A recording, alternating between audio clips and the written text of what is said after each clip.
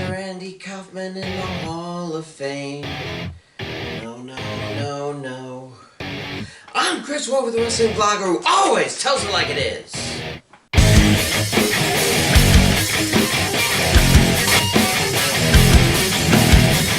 First, apologies for this being late. I only came up with the idea yesterday, and I'm going unscripted, so it's usually this time where I talk about the Hall of Fame inductees into the WWE.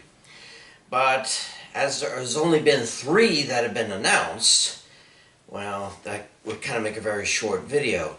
And I've already expounded on Rey Mysterio's accomplishments, and I really don't know that much about Great Muta. And so I decided to talk about the other one. The one that will be in the celebrity wing, or at least I hope and pray he's in the celebrity wing and not in the actual Hall of Fame. Now, I'll admit this. I was too young to really appreciate Andy Kaufman's brand of comedy. The only time I actually saw the man was when Comedy Central did a rerun of HBO's first annual Young Comedian special way, way back when. And he was on the same bill as Robin Williams. And he came out, he said some jokes, he did 1 or 2 things. Then halfway through, he decided that, he was too emotionally drained to do anything, and he actually walked off. And then he came back and started crying. And like, I don't want.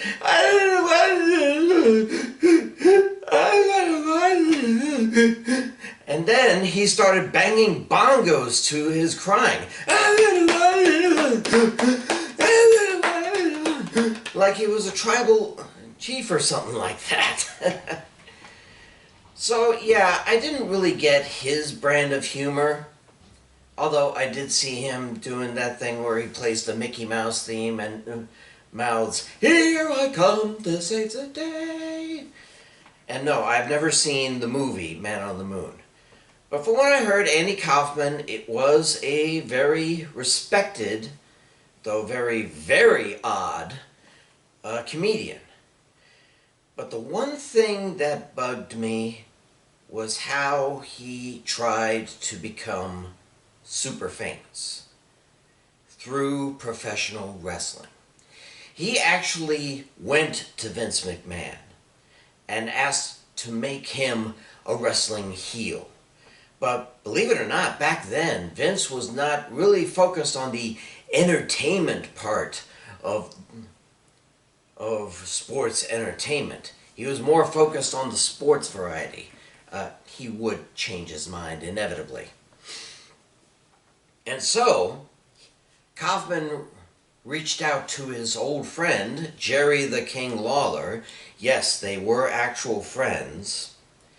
And he got him a spot on Continental Wrestling Association, a little indie circuit there.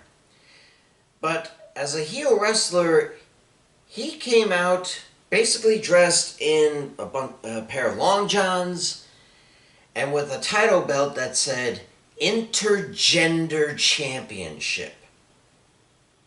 That meant that he only fought women. And yes, it was all a spiel and all that. He would offer $1,000 to the woman who would pin him. And some women did take him up on it. But for some reason, he ended up winning. And to further that, he actually went on David Letterman with Jerry the King Lawler, and they had a fight that seemed so real. And because it was on national television and not in the middle of the ring, everyone thought it was real. Even me. I thought that Jerry the King Lawler and Andy Kaufman were bitter enemies in real life. Of course, when they came to blows, Lawler wiped the floor with him. But then he continued that intergender thing, not only offering $1,000, but offering that the woman become his wife and that he shave his head if he loses. But that really ran its course rather quickly. Thank goodness he had Taxi to fall back on. And he apparently was still fairly successful up until his unfortunate death in 1984 at the age of 35 from lung cancer. He was a heavy smoker. And now, all these years later, nearly 40 years later, they say he's going into the WWE Hall of Fame. Talk about scraping the bottom of the barrel. Could they find no other celebrity that they've worked with? Oh, I mean, why not Bob Barker if he isn't already in there? I haven't checked recently. But to put a man in who definitely put entertainment into sports entertainment, no doubt about that, but to do that by only fighting women, no respectable sports entertainment franchise would ever go with that. So maybe it was just as well that Vince blew him off at the time. And yet they still allow mixed tag matches. Go figure. But anyway, Andy Kaufman does not deserve to be in the Hall of Fame. Just because they can't find anyone else to put into the celebrity wing doesn't mean that we have to let this masochist, misogynist, if you will, let him into it.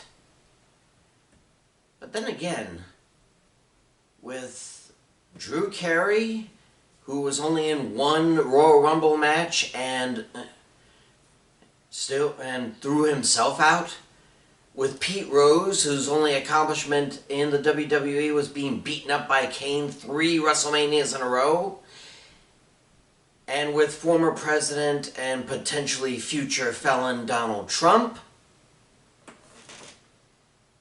you know what? Kaufman is a perfect fit for the celebrity wing. I'm Chris Wolvie, the wrestling blogger who always tells it like it is. Stay safe, pray for peace, and I'll see ya